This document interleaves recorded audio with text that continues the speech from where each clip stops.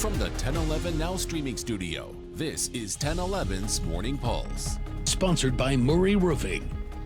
Good morning. This is Craig Allison with your Morning Pulse for Friday, August 16th. It's here. We made it to the end of the week. Let's get right into those stories. Our first one up, a new youth treatment facility is set to open here in Lincoln next week, providing different services for kids between the ages of 12 and 17. It's called Imagine and is run by North Point, a company that already has a center in Omaha, which served more than 140 teens last year. Center here will also have programs for adults. It will open its doors on Monday and is located just south of the Williamsburg Hy-V. Your second story is an advisory. Residents of Murdock, about 30 minutes east of Lincoln, are being told to boil their water. Officials say a major water main break left the water system dry. Water is still safe to use for bathing, cleaning, and washing, but in order to lift the boil order, officials need 2 consecutive good water samples within a 24-hour period. And we'll keep you updated on that. Moving over to more central Nebraska, a York man accused of leading a sergeant with the sheriff's department on a chase with 2 kids inside of his car is pleading not guilty to the charges he's being hit with. Last month, 36-year-old Randy Kermode was being pulled over for not having taillights, but is accused of then taking off.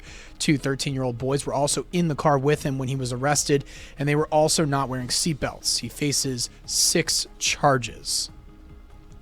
Your fourth story, a Colorado man who at one time stalked Taylor Swift is headed to a Nebraska prison. 44-year-old Julius Sandrick will spend 3 years in prison for false imprisonment, assault, and terroristic threats.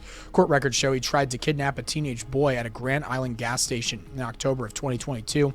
The boy escaped, and Sandrick was arrested later that day in Shelton. 2018, Sandrick was arrested for stalking near Taylor Swift's home in Beverly Hills. Swift later got a restraining order against him. And your final story for the Pulse. On the lighter side, you have the chance to support our first responders coming up this weekend. It's going to be the First Responders Appreciation Night at Haymarket Park. Lincoln Police and Lincoln Fire and Rescue will be playing each other in a softball game before the Salt Dogs game, with a few media people on the teams as well. Megan Conway and Kevin Suits are playing. Games at 3:30. Again, that's on Saturday, and part of the proceeds will go to the First Responders Foundation Lincoln chapter. That's your Morning Pulse, and we'll end things off with your 7-day. Have a nice weekend.